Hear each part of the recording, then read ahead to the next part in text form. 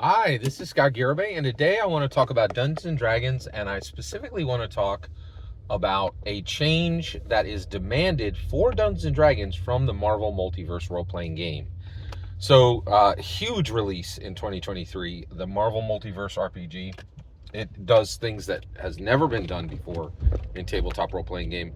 And what it really did more than anything else is GURPS is a thing, like there's the GURPS, the generic universal role-playing system. And it had a great goal, which it never achieved, right? Basically, its goal was to allow dungeon masters and players to run anything, right? To run any world, any time, any setting, right? And I think GURPS fundamentally failed in that attempt because of its black and white art. And it took nothing more than that to do it. It always had garbage art. It always made black and white. And honestly, it didn't even matter how good your penciler was because it was black and white. The majority of GURPS books were black and white art. And any player that had even spent 5 minutes in any FLGS was like, why on earth are these guys printing in black and white? Are they stuck in time? They're stuck in amber. Like, GURPS is one of those companies. I think Palladium is like this. They're just like, they're still printing books today like it's 1980. They never progressed, right? Which is, but Matt Forbeck, the reason he built the best GURPS system ever built anywhere is because he started with Dungeons & Dragons and improved Dungeons & Dragons. The Marvel Multiverse RPG is quite literally simply an improved Dungeons & Dragons platform. And rules and powers, feats, everything. And if you look at it, there's no debate on whether it's influenced by Dungeons & Dragons. Gary Gygax is listed on page 2, and Dungeons & Dragons is literally listed on the cover, like done and done. All right, so what is the change that is demanded? All right, the change that is demanded, okay, is a one-book system for Dungeons & Dragons, right? And the reason why is right now, if you start Dungeons & Dragons, if you watch, okay, by the way, what is the most powerful funnel to Dungeons & Dragons that exists in the world right now, where to turn a muggle into a wizard, to say, okay, hey, I see you there, you don't play Dungeons & Dragons right now, but now you're going to play Dungeons & Dragons. That is Stranger Things. Stranger Things sits there. It is 4 seasons of awesome. It's on Netflix. It is the most watched streaming show in the history of streaming shows. It is a juggernaut, and Dungeons & Dragons is literally the heart of the show, right?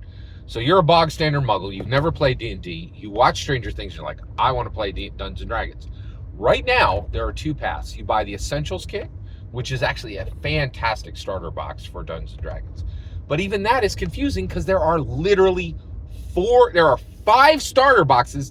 There are 5 starter boxes. There are 5 starter boxes for Dungeons & Dragons. 5th edition alone, right? So right now you're like, where do I start? And again, you're hopeless. You have no idea where to start, right? The Essentials kit is where you should start, but newbies have no possibility to know that. Do they start with the Rick and Morty box? Do they start with the thing that came out in 2014 that they find on some FLGS's shelves that's still there, and blow the dust off it? Do they start with the Essentials kit, which is the best by far? Do they start with the Dragons of Stormwreck Isle? Do they start with the Stranger Things box, right? And they might not even find a place that has all of them, right? But and they may just end up literally getting what's there, right? So it's very difficult.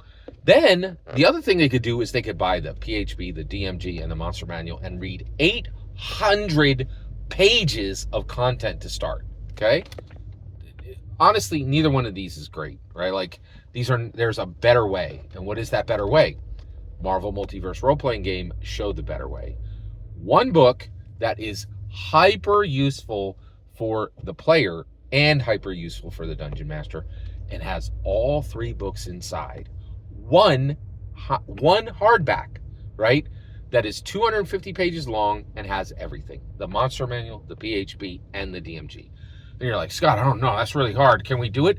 Yes! Marvel Multiverse role-playing game said, not only can we make one book contain the the DMG, and the PHB, but we can make it so that it can literally run anything. We can change it so it's not just good for fantasy, it's literally good for any time, any setting, fantasy, science fiction, romance, it doesn't matter. It can run it, right? And so Marvel Multiverse RPG, Forbeck's book is so good. It says this absolutely can be done. That is no longer a debatable fact, right? And it's so good in that what Matt Forbeck delivered is so good in one book, in one D&D canon hardback, right? And you're like, wait, that's not a D&D canon hardback.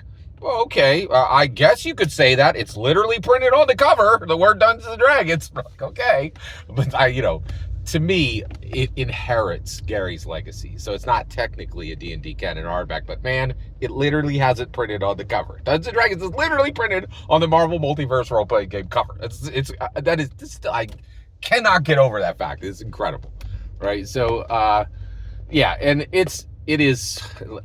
so this Marvel Multiverse RPG really demands that Dungeons & Dragons steps up and says, hey, spend $50, get 250-page one book. It has everything, PHB, DMG, and Monster Manual. And I think they should print this in 2024, even with the 50-year coming out, right? Because it's needed. And I think the Marvel Multiverse RPG demands it. Every single word you just heard is my humble opinion. What's important is when I get to hear your humble opinion. When you get in the comments and send your traffic, please consider liking and subscribing, and have a wonderful millennium.